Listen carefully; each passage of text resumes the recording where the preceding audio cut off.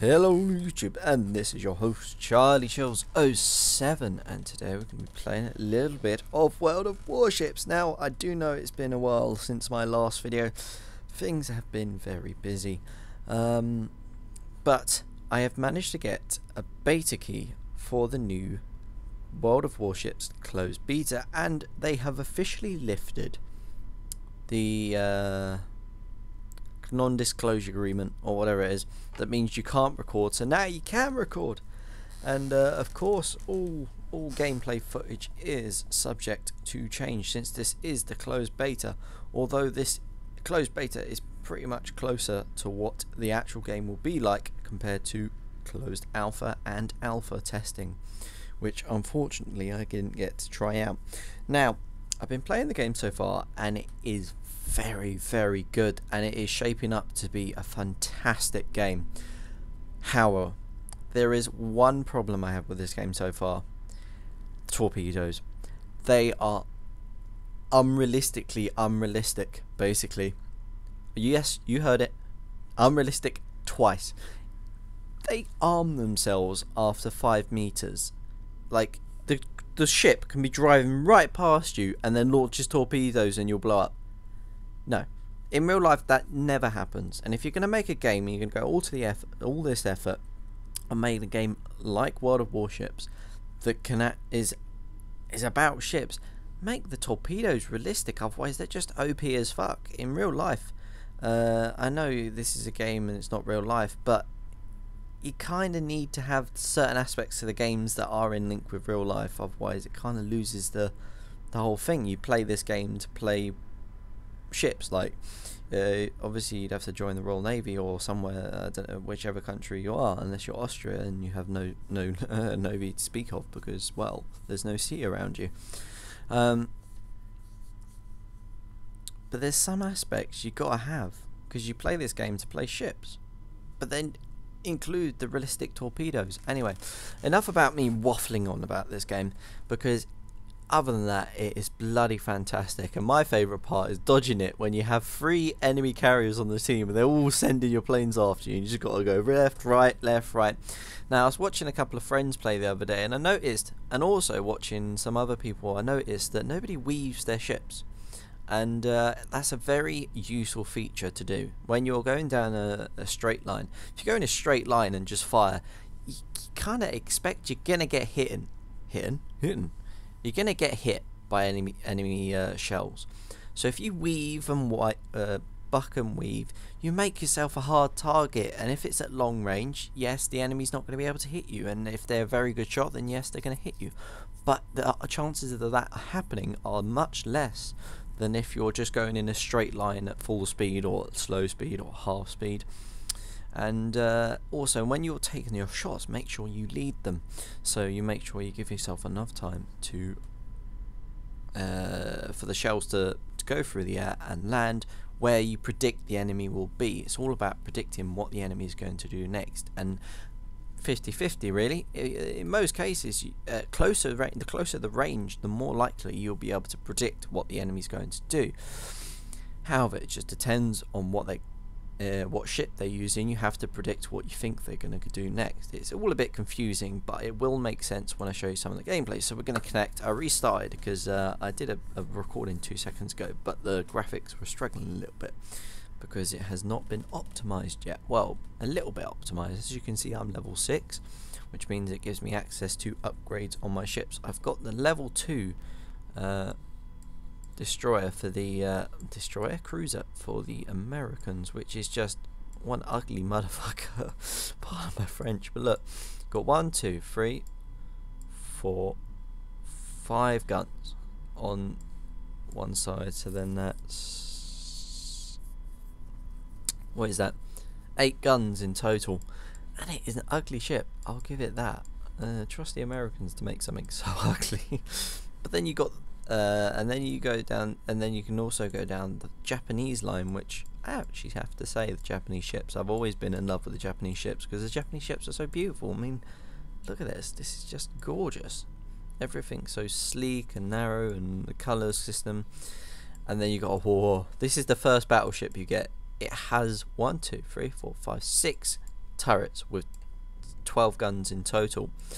And I was actually counting the other day, and I think I got somewhere to around about 40 guns on this ship, including these support guns down the side, guns on the deck here, here, and here. You have 6 on top, 1, 2, 3, 4. I'll leave you to count them, but it's just insane. And then obviously you have the next one up, which I did have unlocked but I sold because I wanted to buy the Congo. Now this one, you will hate it.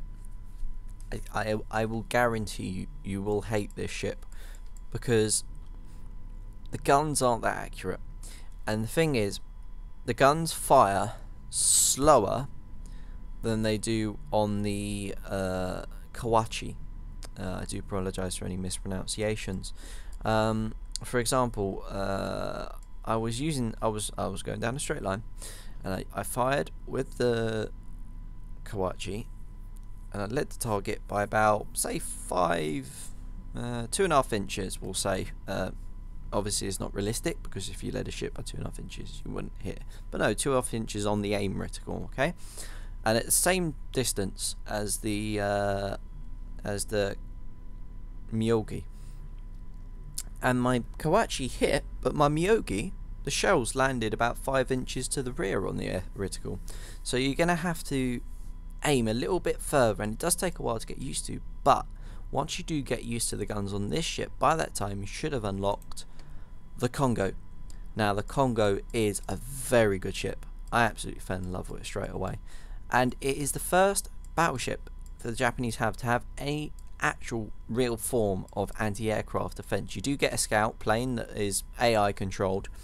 It would be nice to say go and scout this sector, like a general sector, and then the AI just follows that and just goes scouts around that area, rather than it just sort of going to the back of the map where you don't actually need it, and behind your lines, your front lines, so it's just sort of scouting no man's land. Well, no man's land behind you. There's no point going over there.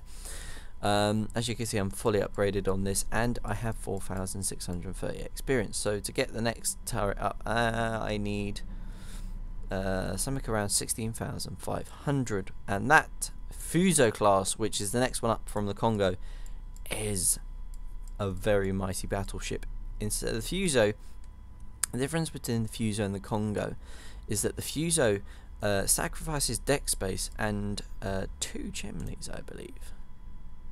1 chimney, and makes itself just a little bit longer, and gives itself 2 more turrets. Now of course, when you go in front on, these 2 turrets are the only ones that can shoot, and these 2 turrets are the only one that can shoot. But when you're just partially to the side, you get 5 turrets that can shoot. 1, 2, 3, 4, 5. And then broadside you get a massive amount of 6 turrets, which is alongside what you had in the Kawachi. However, the Kawachi, you could only fire 4 turrets at one time, because there was 2 turrets on that side that could not fire over here. Now with a broadside of 6 guns, 6 turrets totaling 12 guns of Fuso size gun, 360 millimeters, I am looking forward to this ship, I can tell you that. And it does sacrifice some AA cover. I mean, it doesn't have as good an AA defense as the Fuso, but as the Congo, but the Fuso has very good armament for its battery. And one thing that always gets me is, say there's a ship right here, does it shoot through the plane? Like, should we sacrifice the plane to get a shot on the battleship that's behind us, sir? Or should we move the whole bloody ship so we can get around that bloody plane that's in the way? I mean, come on, put it on one of the turrets, you know, like they used to do for the British. Like, one of the first things they used to do was they put an actual launcher on the turret, so when the turret turned you could fire it through a catapult. But no, enough about that. Let's show you some gameplay. I have a premium battleship. Ooh, nice. Well, not premium. I've had a look at some of the premiums, and I've got to show you this one premium before I start. It's the Kitakami. And my god, that torpedo rack. I don't know about you, but I would be pretty scared going up against this ship. You have 5 times 4. There's 20 torpedoes. That's a salvo of 20 torpedoes. I know. And if you play this game, you'll understand what I mean by holy shit business fuck. You will be kaploded. Like, you will be so badly exploded that you will be exploded off and out of the map, out of the game coding entirely, and onto the desktop of your computer that's in the other room on a laptop. So I am going to get that ship when it comes out on fullness, because it's got very good anti-aircraft armament, and well, I don't know for tier 8 because I haven't been to tier 8 yet, but I will definitely get the ship based on that torpedo load. Just cannot wait. So without further ado, I'm going to make this a 2-parter. The first part will be having a look at all the ships and explaining the gameplay, which I have done, and there's any bits I missed out that I will fill in during the gameplay. The second video will be the actual gameplay footage, which will be released shortly after this video comes out. So till next time, folks, see you in part 2.